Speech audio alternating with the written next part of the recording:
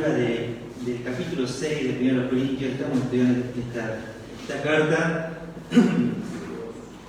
y vamos a leer del versículo 9 hasta el 11, ¿sí? Me acompaña usted en la lectura y bueno, leemos juntos. Dice así: ¿no sabéis que los injustos no heredarán el reino de Dios? No erréis, ni los fornicarios, ni los idólatras, ni los adúlteros, ni los afeminados, ni los que se echan con varones, ni los ladrones, ni los avaros, ni los borrachos, ni los maldicientes, ni los estafadores heredarán el reino de Dios. Y esto erais algunos, mas ya habéis sido lavados, ya habéis sido santificados, ya habéis sido justificados en el nombre del Señor Jesús y por el Espíritu de nuestro Dios. Muchas gracias por el asiento. Y nosotros tenemos en esta lectura, ¿sí?, de esta porción, todo un contexto que seguir, ¿no? O sea, tenemos en el versículo 1 de este mismo capítulo una exhortación de Pablo hacia la iglesia, porque estos hermanos estaban yendo hacia afuera a pedir consejo, sabiduría y justicia para temas que pasaban dentro de la iglesia. Y hemos visto que es los injustos. Entonces, la primera pregunta, nosotros notamos de que hay una exhortación. ¿Cómo puede un injusto impartir justicia? No puede hacerlo. ¿Y de qué justicia está hablando? Bueno, la justicia de Dios afecta todo nuestro ser. No es que la justicia de afuera es para Dios diferente de la justicia de adentro. No.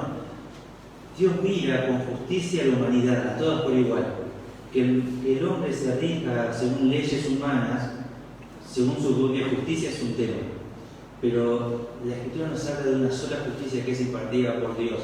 Y ella la vemos revelada en la Escritura. Entonces, esta iglesia tiene que mirar y decir, bueno, no tenemos que salir afuera a buscar justicia, cuando la justicia la vamos a encontrar en un lugar donde se rige por la justicia divina. ¿Sí?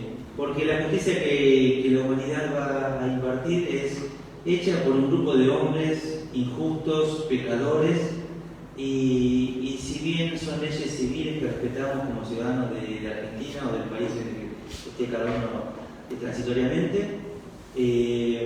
la justicia que rige y que importa por sobre todo es la justicia divina, la justicia de Dios.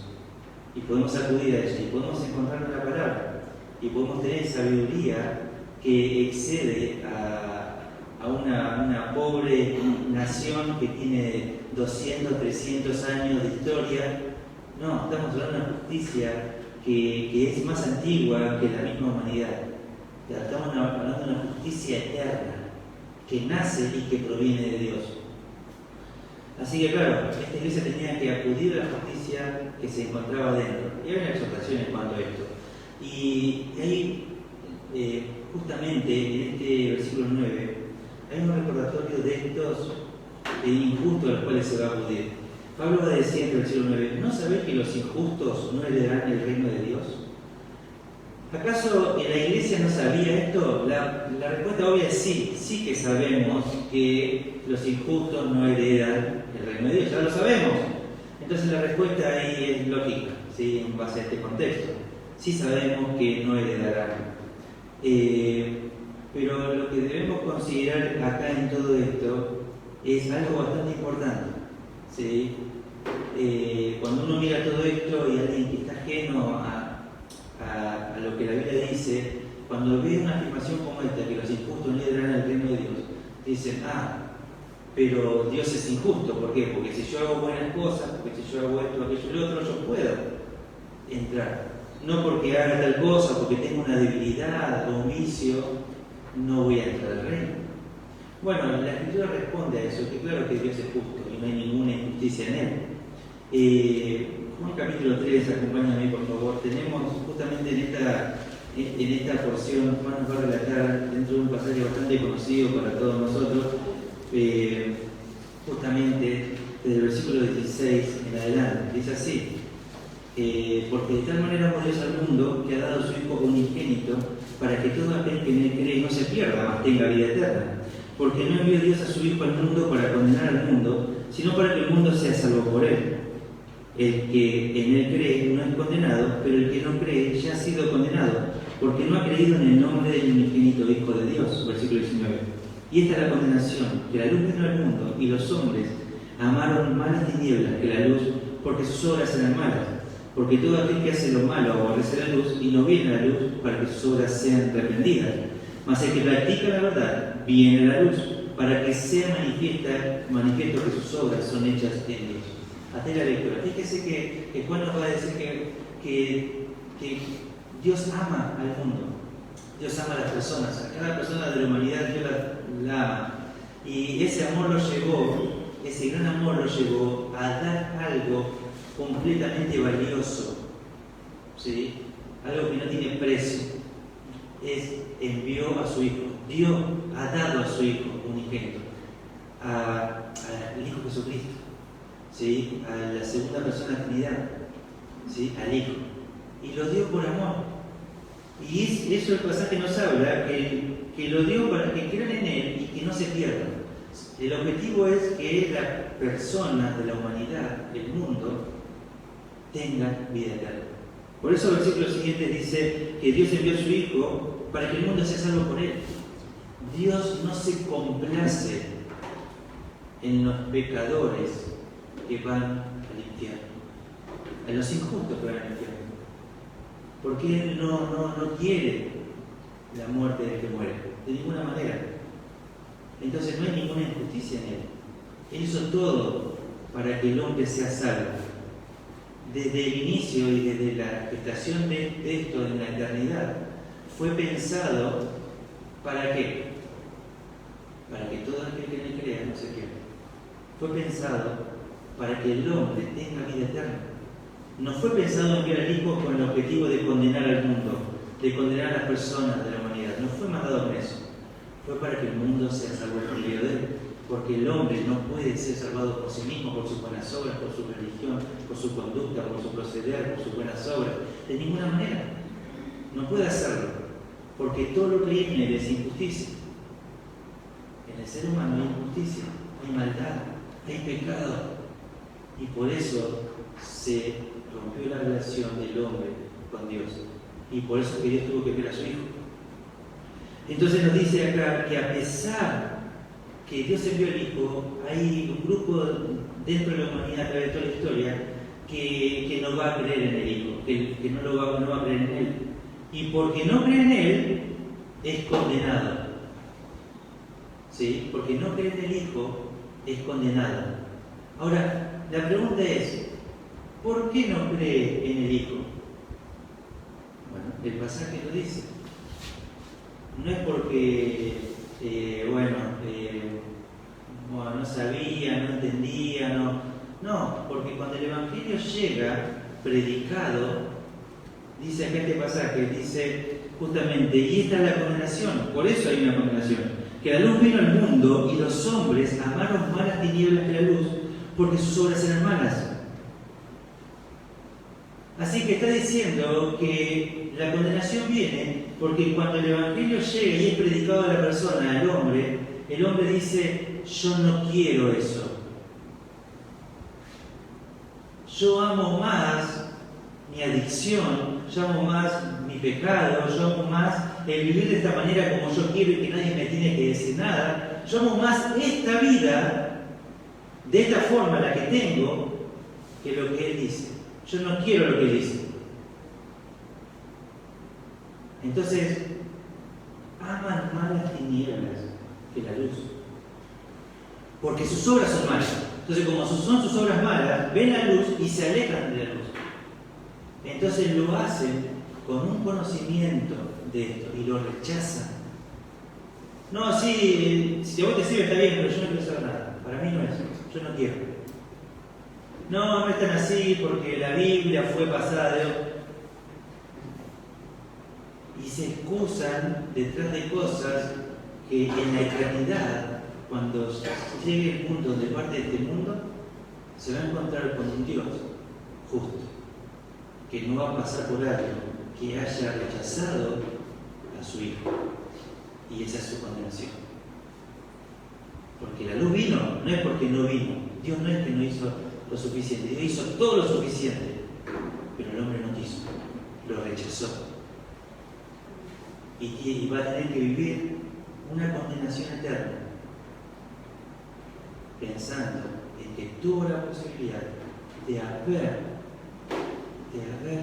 recibido el Hijo, de haber creído en el Hijo, y no lo hizo. Que cuando alguien le predicó, lo rechazó.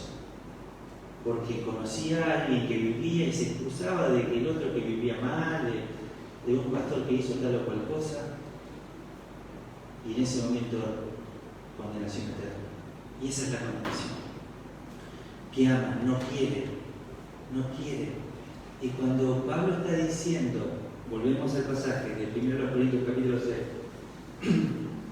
cuando Pablo está diciendo que los injustos no heredarán el reino de Dios, ¿cómo viven esos injustos? Ahí lo dice el pasaje. Bueno, estos injustos viven fornicando, idolatrando, adulterando, viviendo desordenadamente hombres con hombres, de diferentes maneras, robando, con avaricia, con codicia, borrachos, con adicciones, maldicientes, que son hirientes con sus palabras y son violentos, estafadores. Bueno, este tipo de personas no heredan el reino de Dios. ¿Por qué? Porque cuando el Evangelio llega, ellos aman más esa vida de pecado que a Cristo. Entonces, como ellos lo rechazan porque aman más lo que ellos viven, lo que ellos quieren, esa es su condenación. Entonces no pueden entrar al reino. ¿Por qué? Porque aman vivir en tinieblas, porque permanecen en tinieblas, porque corresponden al reino de las tinieblas. Entonces, por eso no heredarán el reino. No porque Dios sea injusto, no porque Dios está diciendo que no, ellos no quieren, no se me da la gana. No, porque rechazaron la única forma de salvación, al Hijo. Entonces, claro, hay una lista, pero dice, no le erren al blanco, no pequen, no piensen que ellos pueden entrar, de ninguna manera ellos pueden entrar. Los que viven de esta manera, ¿sí?, que son adúlteros, fornicarios, toda esta lista. Así que no piensen, ellos son injustos, viven de esta manera. ¿Por qué van a ir a ellos a buscar justicia? Cuando ellos mismos son injustos. Cuando ellos corresponden al reino de las tinieblas. Qué absurdo es decir, bueno, yo estoy del reino de la luz, de la verdad, y voy a buscar justicia a un reino opuesto, enemigo, en tinieblas. ¿Cómo puedo encontrar ahí justicia? Pablo plantea este punto que es bien importante considerar. Claro que nosotros podemos mirar esto y sacar aplicaciones, decir, bueno, yo no tengo que vivir como un fornicario, como alguien que tiene inmoralidad sexual, como alguien que ande idolatrando cosas. Yo puedo tomar aplicaciones de esto. Pero Pablo está hablando de los injustos, no de nosotros, los cristianos, los creyentes. Está hablando de ellos. Uno puede decir, bueno, la idolatría, es hacer un Dios de cualquier cosa en los cielos, en la tierra o debajo de la tierra, visible o invisible. Entonces, cualquier cosa que es creada y vivimos hablando de eso, es nuestro Dios. Si vivimos hablando ya sea de algo que sea bueno, como el trabajo, si vivimos hablando solo de fútbol, de política o de la cosa que estemos hablando, si vivimos, nuestra boca está llena de eso, es idolatría. Nos hicimos un Dios. Y si no vivimos hablando del Señor, ¿sí?, evidentemente Él no es nuestro Dios, o sea, en el sentido de no le hicimos nuestro ídolo, porque vivimos hablando de otro ídolo, en vez de nuestro amado Salvador. Si habláramos de Él, ya porque, fíjense, que la boca, ¿qué habla? Lo que sale de dónde? Del corazón.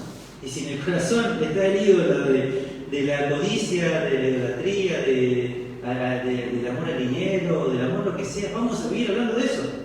Este es nuestro Dios. Entonces, cuando tu Dios te falla y te quedaste sin trabajo, se te viene el mundo abajo. ¿Por qué? Porque tu Dios te falló. No el único Dios, el Dios, sino tu Dios te falló, el Dios del dinero. Ahora no sabes qué hacer. Ahora empezás a tener currículum por todos lados, te desesperás, te afanás como todos los que no tienen esperanza. Bueno, podemos sacar un montón de aplicaciones en cuanto a todas estas cosas. Y acá lo que está diciendo, esto es la dice algunos. Pablo está diciendo que dentro de la iglesia había creyentes que vivían con esta lista, de esta manera. No está diciendo que cada creyente cumplía con toda esta lista, sino que algunos creyentes cumplían con cosas de esta lista. ¿Sí? No metas a todo en la bolsa. Ese algunos es importante. Pero quiero remarcar esto que aparece en el versículo 11, dice, erais. Y esto de erais es importante porque dice, esto estaban siendo antes ustedes, ahora no están siendo esto. ¿Sí? Marca una diferencia. Dice, bueno, antes vivían de una manera, ahora ya no viven de esa manera, viven de otra manera. Entonces, cuando vemos esto, es importante considerar algo que muchas veces nosotros nos dejamos quizás influenciar por corrientes de este mundo, por influencia satánica y demás. ¿Sí? Nos dejamos influenciar por frases tales como este no cambia más, o esta no cambia más, o los hombres son todos iguales. ¿Sí? Y nos dejamos influenciar por corrientes de pensamiento de ese tipo, que son básicamente en parte verdadera y en parte no. Ahora explico cuál es eso, por qué en parte sí, en parte no. Pero claro, vemos frases, ¿sí? Ahí yo noté alguna que anda dando vuelta por ahí. La gente no cambia más, o la gente no cambia, solo se porta bien cuando quiere algo. ¿Sí? Por interés, diríamos, ¿no? Entonces, como quiere algo, se porta bien. O la gente no cambia y simplemente no fueron lo que pensaste. ¿Sí? No fueron lo que pensaste, entonces no cambió. Después hay otra frase que se le atribuye a una serie de Dr. House, que no sé si es de él, yo sospecho que debe venir de anteriormente a él. La gente no cambia más, solo encuentra nuevas formas de mentir. ¿Sí? Entonces, escuchamos esta frase y nos reímos, parece interesante o buena, ya. Yo creo que esto puede ser verdadero si consideramos marcando y trazando la línea. Si esto es para los no creyentes, puedo coincidir. No al 100%, pero en cierto estoy de acuerdo.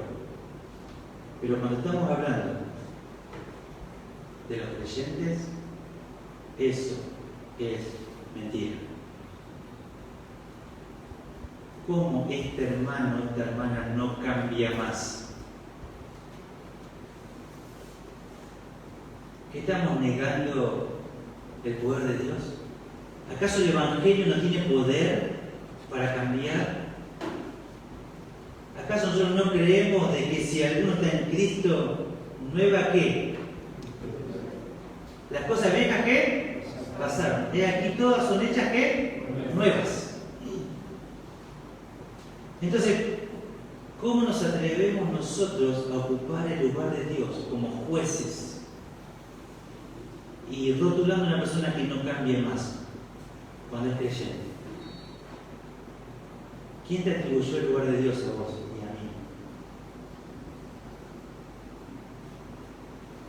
¿O pecamos por incredulidad? Porque no creemos lo que Dios puede llegar a hacer. Cuando hay un montón de testimonios de cambios. ¿Cómo puede ser que haya creyentes que digan acerca y meten a todos, creyentes y no creyentes, los hombres son todos iguales?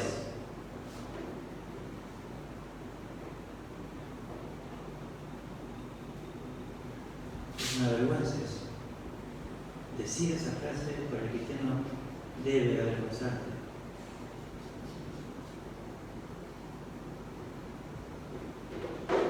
Jóvenes pensando que no se quieren casar con un hombre o con una mujer porque vivieron un hogar completamente desastroso, yendo de hogar en hogar, hogares destruidos por el pecado, y dicen yo no quiero tener un matrimonio.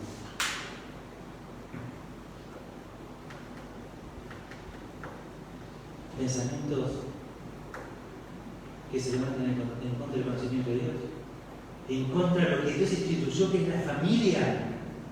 Si Dios instituye la familia, ¿cómo puede ser que vos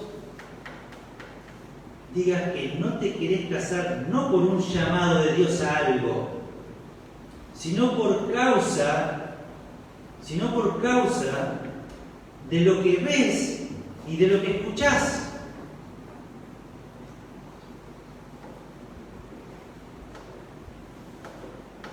Muchas veces nos influencia el mundo y debemos aprender a evaluar toda corriente de pensamiento, toda frase, todo eslogan, por más bueno que sea, si está acorde a lo que la Escritura dice. Si no, desechala. Desechala porque no edifica, porque no proviene de Dios. Entonces no la hagas tuya, no la vivas, no la prediques. Y a veces el cristiano orgulloso saca eso. No, yo no quiero nada con.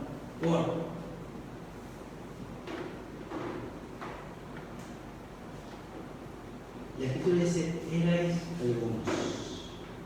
Esto erais algunos de vosotros. O sea que la Escritura misma nos está diciendo de que sí puede haber cambios. La Escritura nos habla de esto, que sí puede haber cambios. Entonces nosotros no somos quienes para estar ocupando un lugar de Dios. No somos nada.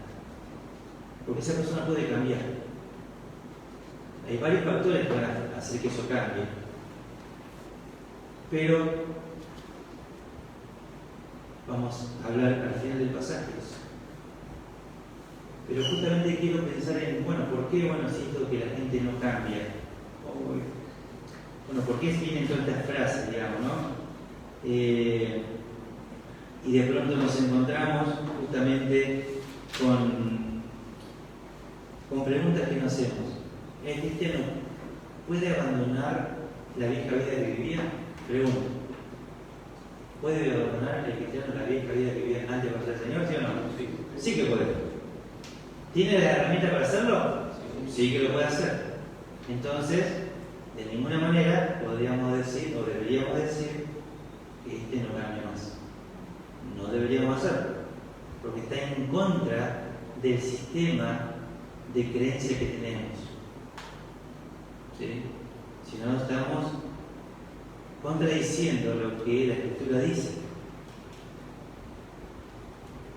Otro cantar es que la persona no quiera cambiar. Esa es otra canción, diríamos, ¿no? Que la persona no quiera cambiar otra cosa. Pero que no pueda cambiar es muy diferente. Poder puede. ¿No quiere? Claro que sí, puede ser que no quiera.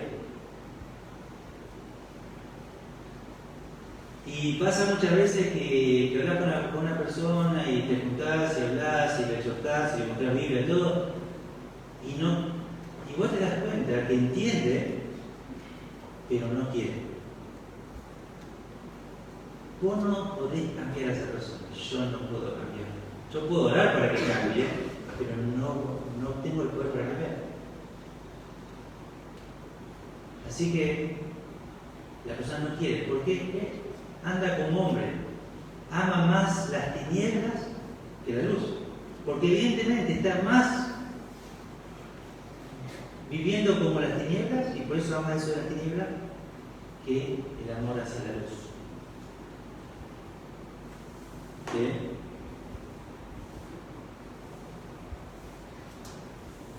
Entonces tenemos que, bíblicamente sí puede cambiarse. ¿Se puede cambiar? Sí, se puede cambiar. Ahora, entonces, ¿por qué está tan manchado el decir que uno es evangélico? ¿Sí?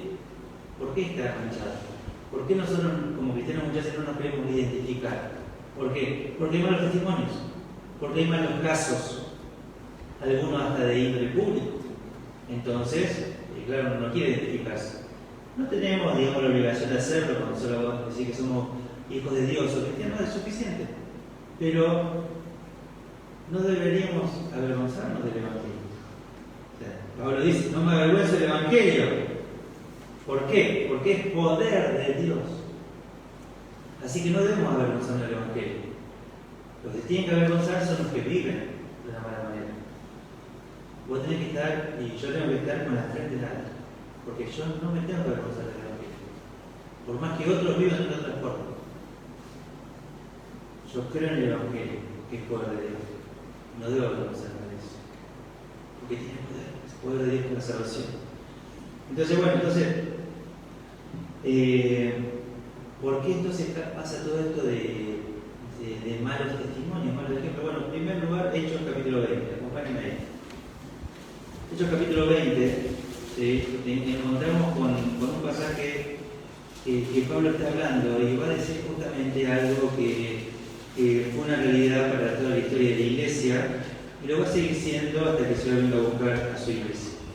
¿Sí? Hechos capítulo 20 dice el versículo 28: por tanto, mirad por vosotros y por todo el rebaño en que el Espíritu Santo os ha puesto por obispos para apacentar la iglesia del Señor, la cual Él ganó por su propia sangre. Porque yo sé que después de mi partida entrarán en medio de vosotros lobos rapaces, que no perdonarán al rebaño, y de vosotros mismos se levantarán hombres que hablen cosas perversas para arrastrar tras sí a los discípulos. Eso quiere decir que desde la partida de Pablo en ese momento, todas las iglesias que estaban en la región esta de Asia Menor, se iban a encontrar, ¿sí?, lobos disfrazados de ovejas. Y aún dentro de esos hombres iban a surgir, iban a salir. Y dentro de todo eso iban a causar tales estragos en sus enseñanzas, ¿sí?, que va a causar división dentro de la iglesia a tal punto que arrastran no a creyentes. El pasaje dice discípulos. Fíjense cómo es el engaño que no simplemente llevan arrastrando a un simple creyente con poco conocimiento, sino que arrastra hasta propios discípulos. Ahora son lobos rapaces. Y puede haber algunos que se te vengan a la mente que están en las redes sociales o son de conocimiento público o alguien de tu barrio, de tu zona, y tendría el nombre y apellido de esa persona. Claro, esa persona tiene apariencia de piedad, pero con su conducta niegan la eficacia de ello. Por lo tanto, ¿sí?, ellos no tienen el poder para cambiar porque no son salvos.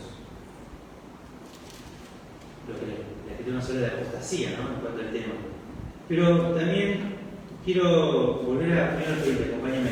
Pasa que hemos hablado, ya lo hemos enseñado, pero lo quiero mencionar.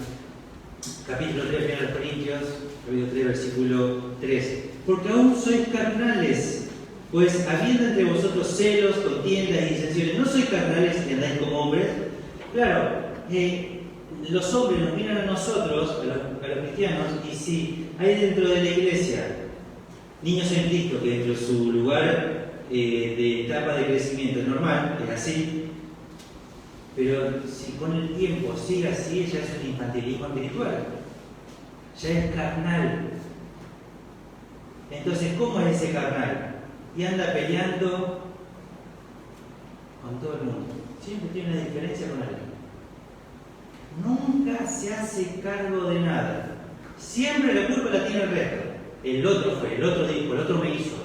El otro me quiso, eso me insinuó y me hizo esa mirada. Siempre es el otro. Nunca esa persona. Pasando discordias, peleas, divisiones. Podemos decir esto que andan como hombre con los pecados que había mencionado en el capítulo 6. Que anda quedándose con lo que no es suyo, que anda robando. Se lo queda, no lo devuelve.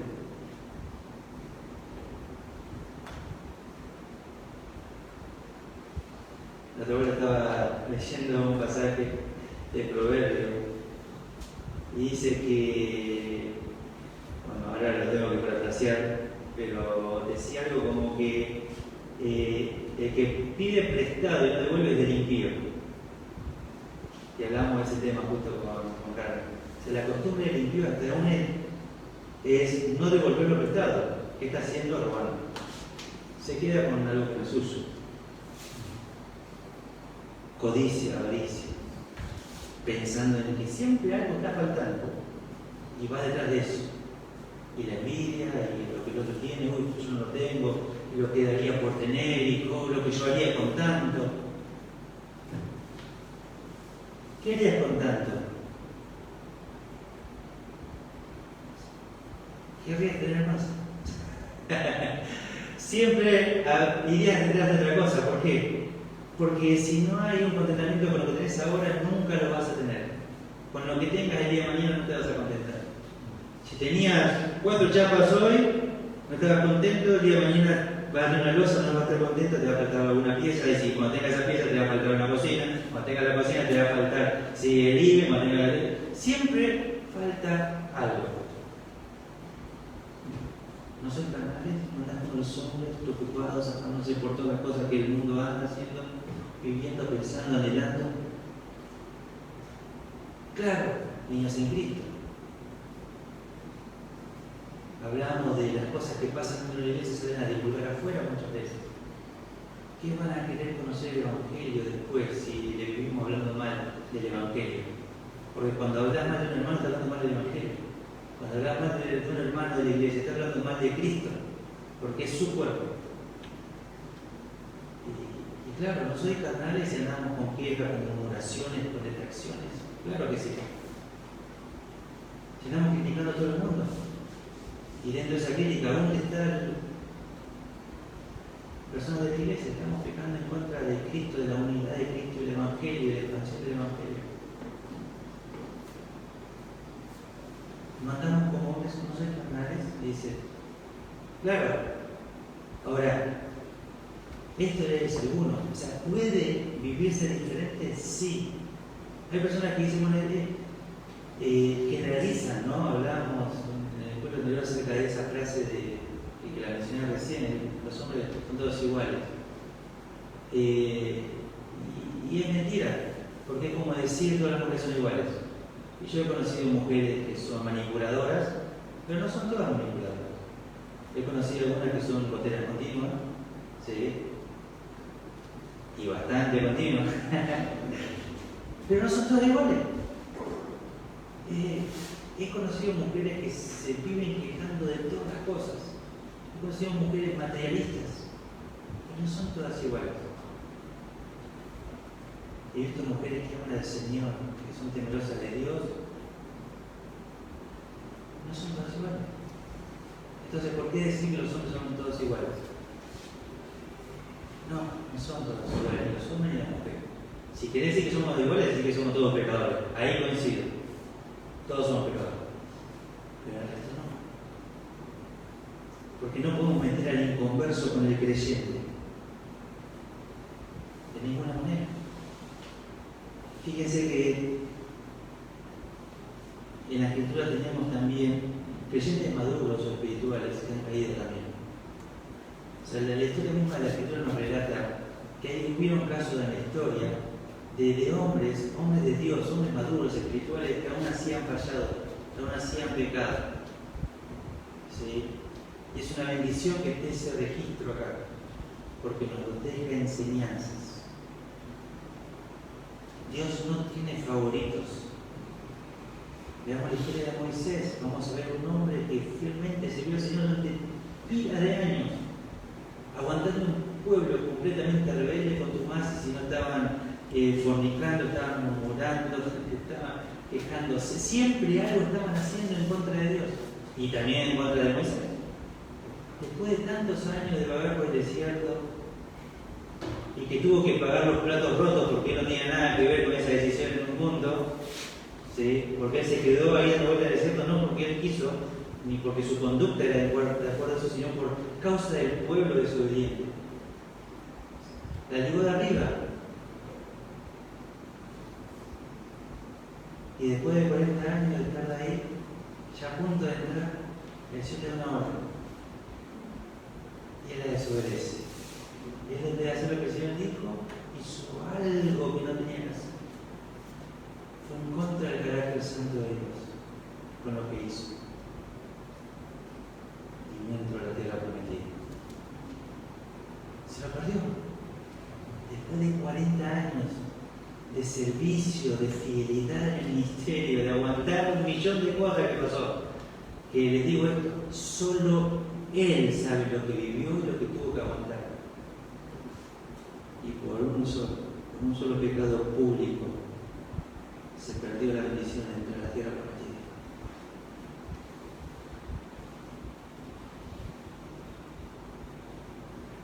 Una pequeña mosca en el perfume puede arruinar. ¿Ves que Dios no tiene favoritos? No hace preferencia. No hay ninguna injusticia en Dios. Dios es justo. Pensamos en David, que lleno de lujuria en un momento de su vida, al ver a una mujer la acarició y maquinó, le dio rienda suelta a su pensamiento, a su lascivia, a su lujuria, hasta el punto que termina pecando en adulterio. Y no llega ahí solo y termina ahí la historia, sino que comete homicidio.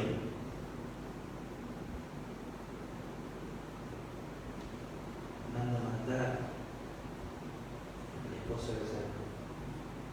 Claro. Grandes hombres de Dios han caído. Nadie está libre de caer. Pero así como mencioné ese pecado de David, podemos ver que fue un hombre conforme al corazón de Dios y que no hubo otro como él en la tierra. Y si Dios no le vivió sacando en cara toda su vida lo que hizo, nosotros no somos quienes para hacer lo mismo, ni con David, ni con el hermano que tenés enfrente, atrás, izquierda y derecha. No somos quienes. No somos jueces, no somos Dios. Así que tenemos que mirar a ese hermano, a esa hermana, con ojos misericordiosos, compasivos. La Iglesia tomará decisiones de acuerdo a lo que cada creyente haga, pero eso no da rienda suelta para que cada creyente le dé rienda suelta a los pensamientos y a lo que habla en contra del hermano. De eso sí va a dar cuenta cada creyente. Entonces, cuando miramos esto le dice a algunos: ¿sí? En Cristo hay esperanza, se puede cambiar. Puede haber hombres y mujeres completamente diferentes a lo que eran antes. Completamente diferentes. Tenemos a los 11 discípulos que estuvieron con el Señor, ¿sí? Que cambiaron, su vida y Cristo fue su vida. No perfectos, pero Cristo es su vida.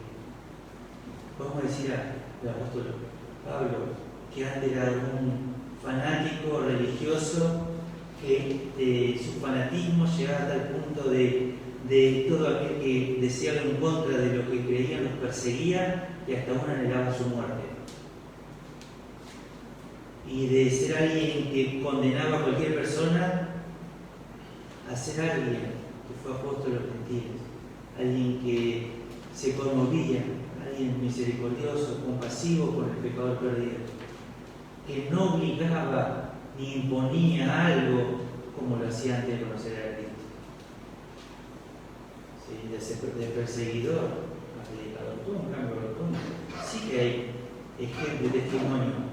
¿Por qué tenemos en poco la palabra de Dios diciendo que los hombres son todos iguales, el hombre no cambia? Ahora, claro, que nosotros tenemos esto que el Escritura nos plantea, y bueno, entonces decimos, ¿por qué no cambia entonces? Bueno, la respuesta que decimos es porque no quiere. ¿Por qué no quiere? Porque ama más las tinieblas que la luz. ¿Sí? Pero también hay en Juan capítulo 15, acompáñenme ahí por favor. En Juan capítulo 15, el Señor mismo está hablando y está justo hablando de su relación, digamos, con los hombres, y lo va a ilustrar de una forma interesante. Dice: yo soy la vid, versículo 1, la vid verdadera, y mi Padre es el labrador. Versículo 2: todo pámpano que en mí no lleva fruto lo quitará, todo aquel que lleva fruto lo limpiará para que lleve más fruto. Versículo 3, ya vosotros estáis limpios por la palabra que os he hablado. Versículo 4, a esto que limpió, les dice, permaneced en mí y yo en vosotros. Como el pámpano no puede llevar fruto por sí mismo, si no permanece en la vid, así tampoco vosotros si no permanecéis en mí. Yo soy la vid, vosotros los pámpanos. El que permanece en mí y yo en él, este lleva mucho fruto, porque separado de mí nada podéis hacer. Acá lo que está diciendo es que cada pámpano que se comienza a alejar de la vid no puede llevar fruto. O sea, ya no permanece Cristo en él y por lo tanto no puede llevar fruto. Y mientras más se aleja, más nada hace lejos de Cristo. Y ese nada implica lo que somos nosotros. O sea, toda la vida de pecado que viviste antes, podés comenzar a vivirla hoy en Cristo, en el momento que te alejas, en el momento que te vas alejando, te alejas de la vida. Todo eso que viviste antes, que decías no voy a volver nunca más, en el momento que te comenzás, vos y yo, a alejar de la vida, en ese momento comenzamos, ¿sí?, a llevar fruto, no para el reino de Dios, sino para el reino opuesto. Porque el fruto vamos a llevar. ¿Va a ser bueno o va a ser malo? Pero el fruto se va a llevar. Vamos a dar fruto. De eso no podemos escapar. Pero el fruto puede ser bueno o el fruto puede ser malo. Va a ser bueno si permanecemos cerca de él. Cuando nos alejamos va a ser malo. Ahora, cuando hablamos de esto de permanencia es Cristo es todo. Cristo es todo en tu vida. Es vivir a Cristo cada día, es estar con Él, es pensar en Él, es pensar en la palabra, es hablar de Él, es meditar, es estudiar, es cantarle, es adorarle, las 24 horas todos los días. En el momento que dejamos de hacer estas cosas, ¿sí?, automáticamente nada podemos hacer. Y claro que esto es fuerte. Y lamentablemente hay cristianos en el tiempo presente, no me refiero solo a la iglesia nuestra, sino al cristiano en general, que se conforman, ¿sí?, con escuchar predicaciones, simplemente. Que se conforma con leer un devocional escrito, todo escrito nomás, y de otro que dijo algo, que estudió y que está bueno, que yo los leo a veces, que yo estudio a veces y escucho muchos estudios de muchos predicadores y pastores y misioneros y soy edificado con todo eso, pero la permanencia es estar en relación íntima con Dios. Para que eso se dé, tenés que estar vos solo en tu cuarto, vos solo en tu lugar que estés con tu Dios, ya sea hablándole o escuchándolo. Eso es permanencia, es salir pensando en la charla que tuviste con el Señor, en lo que el Señor te dijo que hagas, y cómo tenés que hablar, cómo tenés que decir. Y si no vivís eso, no existe permanencia. Porque la única permanencia que hay es estar cerca de Él. Para estar cerca de Él es hablar con Él, es tener una relación íntima con Él. Y no es una posición, no es algo fanático, es un punto de vista mío. Es algo que la Escritura establece. Observar con atención el Antiguo Testamento. Mirad los Salmos. Hombres escribiendo por esta relación íntima y cómo cambiaron sus vidas, sus pensamientos, y aún ellos, dentro de estos cánticos, dentro de estas oraciones, se ve lo perverso de los pensamientos del ser humano, que quieren que les vaya mal, que vaya peor, que hay envidia y que dice, por mí casi se resbalaron mis pies y se deslizaron, mirando cómo prospera el impío, el injusto, y comenzar a ver a pecadores comunes y corrientes, como lo somos vos y yo, expresando en su corazón, Señor, me cuesta esto, lucho con esto, por favor, sé mi auxilio, sé mi socorro, sé mi ayudador, sé mi roca, te necesito. Eso no es lo vi cantando una canción, eso es oración, eso es relación. Y si tu vida es simplemente escuchar lo que otro habla, lo que otro vive, lo que otro predica, no vas a tener permanencia. Vas a andar como los otros hombres, vas a pensar como los otros hombres, te vas a dejar influenciar. ¿Por qué? Porque no estás en una relación íntima con tu Dios, con tu Salvador. Y claro que no vas a cambiar. ¿Por qué?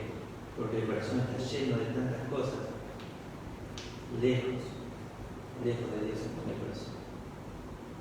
Y la Escritura es clara con eso. Y por eso fíjense que en el pasaje nos habla acá de 1 Corintios capítulo 6, que esto dice algunos, ¿y qué lo llevó a ese cambio? ¿De dónde nace? ¿De dónde proviene? ¿De dónde está todo esto? Dice, siguiente dice, mas ya habéis sido lavados, ya habéis sido santificados, ya habéis sido justificados en el nombre del Señor Jesús y por el Espíritu de nuestro Dios. Y acá vamos a tres términos, tres palabras que están relacionados con que rodean el concepto de salvación. ¿Sí? En teología se habla de esto de soteriología, que es la doctrina que estudia la salvación. Y usa tres palabras Pablo acá. ¿Sí? Dice que lo único que les da la posibilidad de hacer un cambio, de dejar de ser eso para vivir de otra manera, es que hubo un momento en el que este ser humano reconoció a Cristo como su Salvador personal. Entendió lo vil de su pecado, la inmundicia en la que vivía, lejos de Dios, y pidió auxilio al único que le podía dar la salvación, que era al Hijo, y que le ofrece la vida eterna, el Hijo. Dice que ese evento es el que cambió a estos creyentes y ya ahora no son lo que eran antes, ya no viven como antes, pueden vivir ahora conforme al Evangelio de Dios. Y esto solamente se pudo dar por tres personas que forman un ser, que es Dios. El pasaje nos habla de la Trinidad o la Trinidad actuando junta en este momento y dice, en el nombre del Señor Jesucristo, el Hijo, y por el Espíritu Santo, de nuestro Dios, el Padre. Los tres actúan en ese momento. Solo Dios tiene el poder de darnos la salvación y que por medio de la salvación nosotros podamos vivir de una forma diferente, porque he aquí luego nuevas todas las cosas. Él es el único que tiene el poder de hacer eso. Él lo puede hacer. Él lo está haciendo hoy. Él tiene el poder. Cuando se encontraban los discípulos viendo, ¿sí?, al momento antes de la ascensión del Señor Jesucristo, le dice que permanezcan en Jerusalén, porque había una obra muy grande para hacer y una vida que él había predicado, pero sabía que no podían vivirlo por sí solos. Entonces le dice que no se vayan y que se queden en Jerusalén. La única forma de vivir como Cristo vivió, que es la que él predicó, era por medio del Espíritu Santo. Por eso dice que iban a recibir, ser revestidos de poder cuando venga sobre ellos el Espíritu Santo, el Espíritu de verdad. Y cuando recibieron, tuvieron la posibilidad de vivir esto, porque el Espíritu Santo estaba viviendo en ellos, morando en ellos, y le daba la fuerza, la capacidad, los medios y las herramientas para que no solo se viva de la forma que Cristo predicó, sino que se predique con ese poder. Tenemos todos los medios para vivir de esa manera. ¿Podés cambiar? ¿Vos sí o no? Sí. Oremos para que Dios nos ayude a cambiar cada día, ¿sí? Y vernos cada día en el espejo de la palabra de Dios y salir de ahí no como simples oidores olvidadizos, sino como hacedores de la palabra. Padre, gracias por tu palabra, gracias porque nosotros podemos estudiarla, podemos mirarla, podemos meditar en ella y realmente ser ministrados por ti. Vemos que estas enseñanzas que han sido dadas en un momento en la historia de la humanidad siguen siendo eficientes y efectivas en el tiempo presente. Es viva y eficaz tu palabra, Señor, y llega hasta lo más profundo de nuestro ser. Te ruego para que todo lo que se ha compartido sea tomado no como palabras de hombre, sino como la palabra de Dios mismo, que actúa en nosotros los creyentes. En el nombre de Jesús.